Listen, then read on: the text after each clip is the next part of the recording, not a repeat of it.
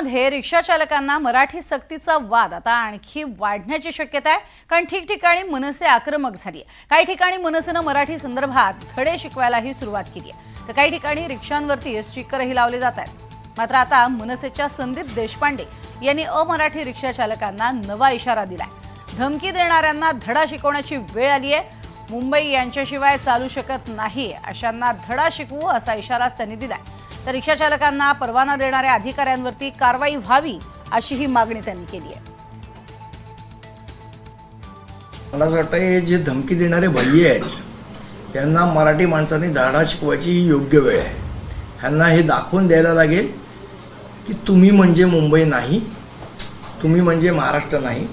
इथे राहणारा मराठी माणूस म्हणजेच मुंबई आणि इथे राहणारा मराठी माणूस म्हणजेच महाराष्ट्र, आणि महाराष्ट्र आणि मुंबई यांना वेठीस कोणीही बाहेरचा भैया धरू शकत नाही। हा कायदा 2012 पासून आहे। एवढे दिवस का झोपले होते?